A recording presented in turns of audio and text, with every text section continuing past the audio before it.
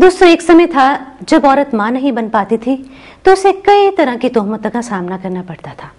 लेकिन आज विज्ञान ने इतनी ज्यादा तरक्की कर ली है कि वो औरत उन तोहमतों के जंजाल से बाहर आ चुकी है। ये जंजाल क्या है और वो किस तरह इन तोहमतों के जंजाल से बाहर आई, वो क्या चमत्कार है, इसके बारे में मैं नहीं बता सकती। इसके बारे में आपको बताएंगे डॉक्टर सुमिता सोफत, जो कि बांझपन के विशेषज्ञ हैं और इस समय हमारे रूबरू हमारे स्टूडियो में बैठे हैं। डॉक्टर सोफत, बहुत बहुत स्वागत हमारे प्रोग्राम में आपका। सबसे पहले तो मैं ये जानना चाहूंगी कि अक्सर हम सुनते हैं कि बांझपन ये एक नाम है जो अक्सर हमें सुनने में आता है। मैं ये जानना चाहती हूँ कि ये है क्या, बांझपन है क्या? देखा गया है जब एक विवाहित जोड़े को 1 साल से ज्यादा हो जाए आपसी संभोग करते हुए और उसको संतान सुख की प्राप्ति ना हो तो उसको बांझपन की समस्या कहते हैं और उसे डॉक्टरी सलाह और मशवरा जरूर ले लेना चाहिए। पर देखा गया है कि कई कपल्स जिनकी मैरिज लेट होती है, जिनकी एज ज़्यादा हो जाती है, या लेडीज़ को पहले से ही कोई माहवारी की समस्या है तो उसे पहले ही डॉक्टरी सलाह ज़रूर ले लेनी चाहिए। डॉक्टर सोफत, जब हम बांझपन के बारे में बात करते हैं तो अक्सर ये देखा गया है कि बांझपन का जिम्मेदार अक्सर औरत को ही माना जाता है। क्या इसके लिए औरत ही जिम्मेवार है या मर्द को भी दोषित माना जा सकता है इसके लिए? बांझपन की समस्या के लिए दोनों औरत और आदमी जिम्मेवार है। लगभग 40% बांझपन के कारण औरतों में है, 40% आदमियों में पाए जाते हैं और 20% दोनों में ही नुक्स हो सकता है। लगभग 10% जोड़े ऐसे भी हैं जिनमें कोई नुक्स नहीं है पर उनको भी बांझपन की समस्या है। डॉक्टर सुमिता, मैं ये जानना चाहती हूँ कि बांझपन के लक्षण जो औरत और मर्द में हमें नजर आते हैं, जैसे आपने बताया 40% हैं दोनों में, उसके क्या कारण हैं, इसके बारे में बताइए। आदमियों में बांझपन की समस्या का प्रमुख कारण है शुक्राणुओं की कमी होना, जिसको हम ओलिगोस्पर्मिया कहते हैं, या शुक्राणु बिल्कुल ही ना होना जिसको हम एजोस्पर्मिया कहते हैं, या शुक्राणुओं की मात्रा भी कम होती है और शुक्राणु डेड हो जाते हैं जिसको हम ओलिगोएस्थेनोस्पर्मिया कहते हैं। औरतों में बांझपन की समस्या का जो प्रमुख कारण है वो है ट्यूबों का बंद होना। जब ट्यूबें बंद हो जाती हैं तो एग और स्पर्म का मिलन नहीं हो सकता और प्रेगनेंसी नहीं हो सकती। दूसरा प्रमुख कारण है अंडे की समस्या। या तो लेडी के एग्स जो हैं वो बनते नहीं, या अंडेदानियां फेल हो जाती हैं जिसको हम प्रीमेच्योर फेलियर कहते हैं, या फिर अंडेदानियों में रसौलियां बन जाती हैं जो कि खून की भी हो सकती हैं और पानी की भी हो सकती हैं और अंडा नहीं बनने देती। तीसरा प्रमुख कारण है बच्चेदानी की समस्या, जिसमें बच्चेदानी का साइज छोटा हो सकता है, बच्चेदानी की जो तय है वह कमजोर हो सकती है, या फिर बच्चेदानी में रसौलियां आ जाती हैं जिसको हम फाइब्रॉइड्स कहते हैं। डॉक्टर सुमिता, मर्दों में जो शुक्राणु की कमी पाई जाती है उसके क्या क्या टेस्ट हैं और उसके क्या क्या ट्रीटमेंट है, इसके बारे में बताइए। आदमियों में जब शुक्राणु की समस्या आती है, जैसे शुक्राणु नहीं होते या कम मात्रा में होते हैं, तो सबसे पहले हम आदमी का एक डिटेल्ड सीमन एनालिसिस करते हैं। इसमें सीमन का स्पर्म काउंट देखा जाता है, मॉर्फोलॉजी देखी जाती है, कीटाणुओं के बारे में देखा जाता है कि वो कितनी देर लाइव रह सकते हैं। उसके बाद अगर सीमन में प्रॉब्लम आए, इन्फेक्शन आए, तो हम स्पर्म फंक्शन टेस्ट भी कर सकते हैं। फिर देखा जाता है कि अगर ये आदमी में कीटाणु कम है या नहीं बन रहे तो क्यों नहीं बन रहे। उसके लिए देखा जाता है कि बिल्कुल ही अंदर से नहीं बन रहे, कि ब्लॉक है गोलियों में जिसके कारण कीटाणु अंदर तो बन रहे हैं पर बाहर नहीं आ रहे। इसमें हम एक आदमी के डिटेल्ड हार्मोन टेस्ट करते हैं, टेस्टिकुलर स्कैन होता है, यानी कि गोलियों की स्कैनिंग की जाती है, ब्लड फ्लो देखा जाता है, टेस्टिस का साइज देखा जाता है और देखा जाता है कि कोई वेरिकोसील तो नहीं। उसके बाद गोलियों के अंदर से पानी लेके देखा जाता है कि कोई ब्लॉक तो नहीं, कि अंदर स्पर्म्स बन रहे हैं और ब्लॉकेट के कारण बाहर नहीं आ रहे, और अगर ये ब्लॉक है तो कहाँ पे है ये ब्लॉकेट। जिन आदमियों में शुक्राणु अंदर तो बन रहे हैं पर बाहर नहीं आ रहे, यानी कि उनके सीमन में एजोस्पर्मिया है, वो भी अपने ही सीमन से संतान सुख की प्राप्ति कर सकते हैं। इसके लिए एक स्पेशल विधि आती है जिसको हम इक्सी विधि कहते हैं।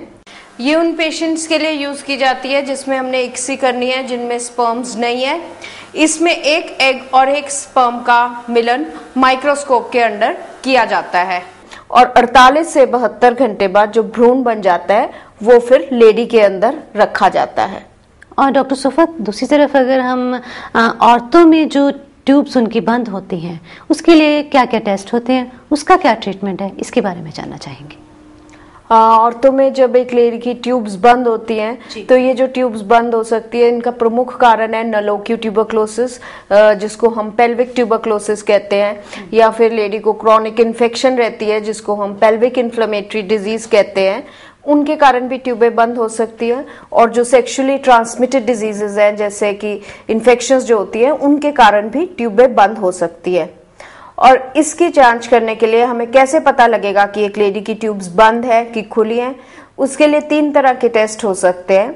जो पहला टेस्ट है जिसको हम HSG कहते हैं, हिस्टेरोसाल्पिंगोग्राफी, जो कि एक्सरे के जरिए हम देखते हैं कि ट्यूबें खुली हैं, बंद है, कि ट्यूबों में पानी तो नहीं पड़ा हुआ या पस तो नहीं पड़ी हुई।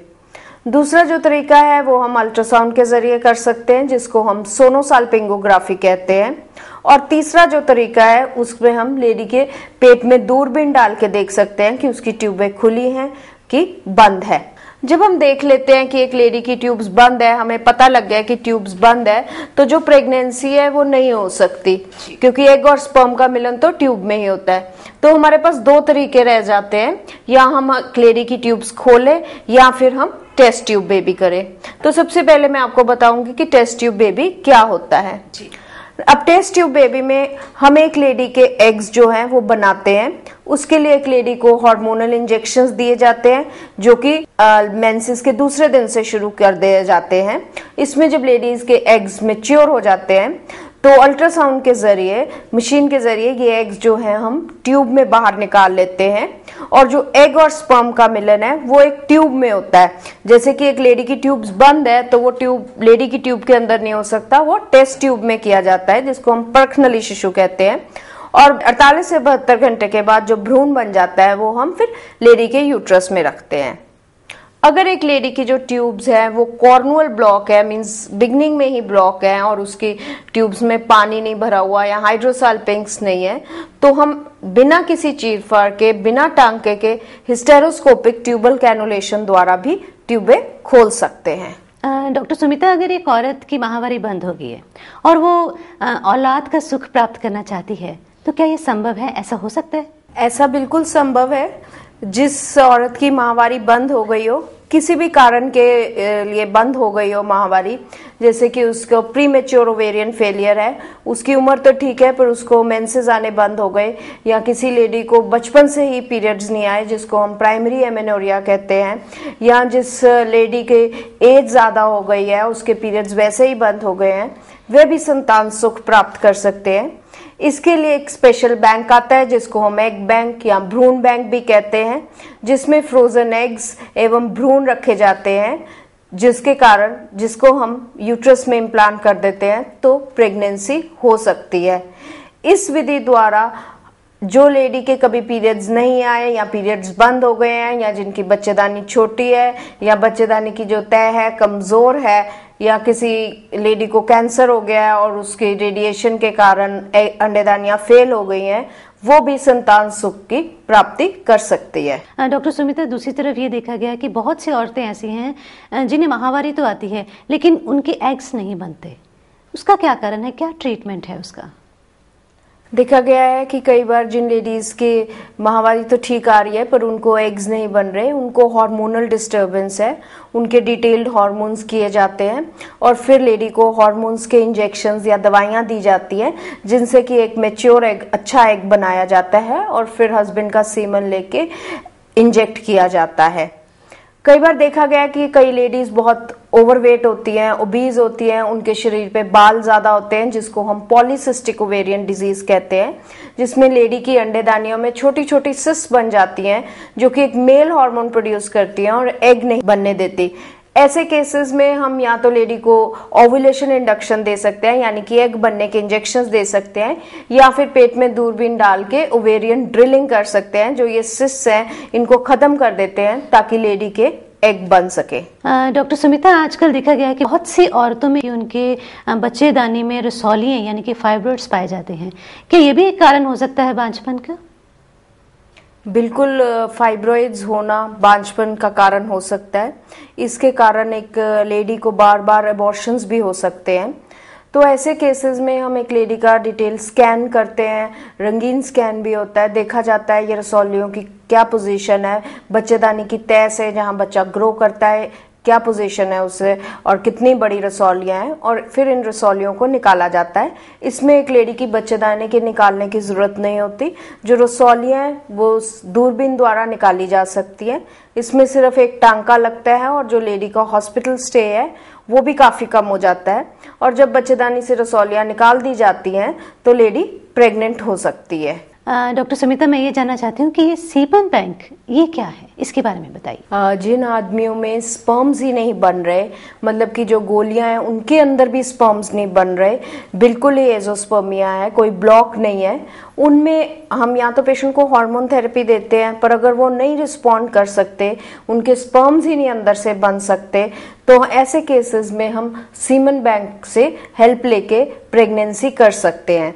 इसमें जो है फ्रोजन स्पर्म्स होते हैं जो कि सारी बीमारियों के लिए टेस्टेड होते हैं, और पेशेंट का hair colour, skin colour, blood group, height match की जाती है, और सीमेन लेके फिर यूट्रस में इंजेक्ट किया जाता है और एग के पास इंजेक्ट किया जाता है ताकि एग और स्पर्म का मिलन हो जाए और प्रेगनेंसी हो जाए। डॉक्टर सुमिता, बहुत बार ये भी देखा गया है कि औरत प्रेग्नेंट तो हो जाती है लेकिन उसका बार बार गर्भपात यानी कि अबॉर्शन होता रहता है, इसका कारण क्या है? कई बार कई लेडीज जो हैं कंसीव तो कर जाती हैं पर उनके अबॉर्शन हो जाते हैं। इसमें देखना पड़ता है कि अबॉर्शन किस टाइम पे हो रहा है, यानी कि फर्स्ट ट्राइमेस्टर अबॉर्शन है, सेकेंड ट्राइमेस्टर अबॉर्शन है, कितने वीक्स पे हो रहा है, और फिर एक लेडी की डिटेल जांच की जाती है। इसमें उसके सारे ब्लड टेस्ट किए जाते हैं और इवन जो अबॉर्शन का मटेरियल है उसको भी टेस्टिंग के लिए भेजा जाता है। देखा जाता है कि हस्बैंड वाइफ दोनों जेनेटिकली नॉर्मल है कि नहीं है। कई बार देखा जाता है कि जो बच्चेदानी का मुंह है वो ही इतना बड़ा है कि लेडी का बच्चा जो है पूरा थैली समेत बाहर आ जाता है, जिसके लिए हमें फिर नीचे सर्वाइकल स्टिच भी लगाना पड़ सकता है। अगर ये सारी चीजों का हल हो जाता है तो लेडी की जो प्रेगनेंसी है वो फुल टर्म पूरे 9 मंथ्स तक जाती है और हेल्दी बेबी भी डिलीवर हो सकता है। तो डॉक्टर, कई बार ऐसा भी होता है कि एक औरत माँ तो बन जाती है लेकिन माँ बनने के बाद उसे बहुत ज्यादा माहवारी होती है, बहुत ज्यादा ब्लीडिंग होती है, इसका क्या कारण है? जब एक लेडी की फैमिली कंप्लीट हो जाती है